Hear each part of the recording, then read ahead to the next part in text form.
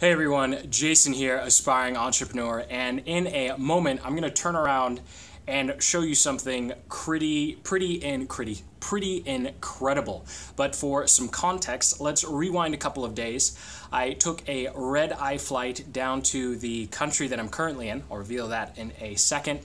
And while I was flying down, of course, I wanted to be productive. I didn't want, my layovers to be just me sleeping. So before I got on the plane, I started journaling. I started looking back at my timesheets. I started looking at what I was doing with this channel. First plane ride, just totally slept. Then I had a 3-hour layover in Houston.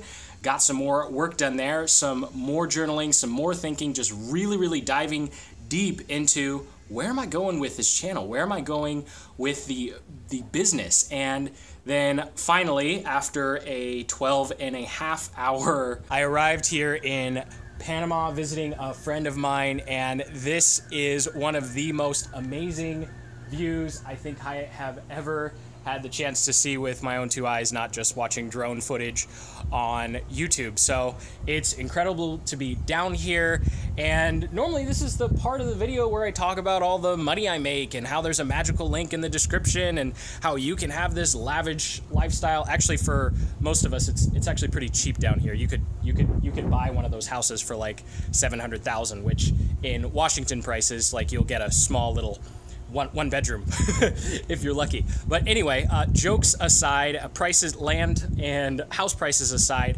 I really want to share with you something that struck me on the way down while I was journaling. Biggest lie I think we're told as internet entrepreneurs or aspiring digital nomads is you forget that no matter where you are in the world, even if this is what you wake up to every single day, you still have to work, right? Everything that you're doing now, everything that I'm doing now is the same stuff that will put us on the path to being in a place like this. I mean, if you could move to a place like this right now, I don't know why you wouldn't, because all you really need is a laptop. I've been able to do the exact same work I do in my 380 square foot apartment in Seattle here. The only difference is I have a nice view.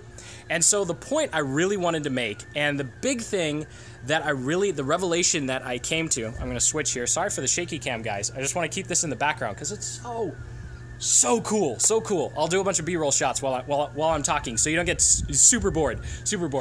But when it comes to work, when it comes to being a fellow entrepreneur, or like myself, an aspiring entrepreneur, I think I better talk about what I mean by aspiring in another video, is I want you to think about this as a race. Because I think a lot of us, we just think about the finish line. For myself, and I know some other entrepreneurs that I've talked to, living in a place like this is the finish line.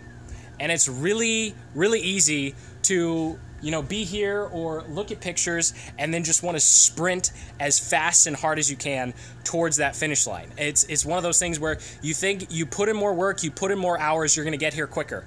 The problem is, looking at my timesheets, looking at the couple of years I've been working at different businesses, is the reality is very different. It's not a sprint, it's a marathon. So imagine for a second, if you're starting a marathon, that's 26 miles. I don't know what it is in meters, sorry guys. And as soon as the gun goes off, you sprint like you're just running one lap around the track. Can you imagine how tired you'd be? How quickly you would get tired from doing that? And instead of, the guys who train, that you have to pace yourself because it's a marathon. In mile 5, there's going to be a giant hill. In mile 12, there's going to be some mud. At mile 15, there's a long stretch of road and the sun's just going to be beating down on your face. In mile 24, you're going to have to go through another hill. And then guess what? There's going to be other hills. There's going to be other valleys. There's going to be other potholes. There's going to be more mud than you could have ever imagined. And you know what? It's going to be 10 times worse if you're exhausted, if you sprinted the first 5 or 10 miles. And so, looking at all of the productivity stuff, I'm going to put a link in the description to all those videos that I've done, and I'm doing more of them because I really want to harp on this and help you guys prevent from going through burnout like I did, because there's a lot of stuff out there that just talks about like work more. It's not about adding hours to your day. It's about what you do with those hours. Look, to win the marathon, you don't get to mile 26 and then all tired and hampered, and you go, you know what, guys, I know that I screwed up and I sprinted the first part, so why don't we just extend the race a couple of miles? That's not how it works. It's the same race for everyone. We all have the same amount of time. Just like in a marathon, everyone has to run the same distance. We all have the same number of hours in our workday. Hopefully this metaphor is making sense. And some of us are just tacking on our workday super long in an unsustainable way, while others of us have figured out that, hey, you know what? It's okay to work 7.5 hours. You know why?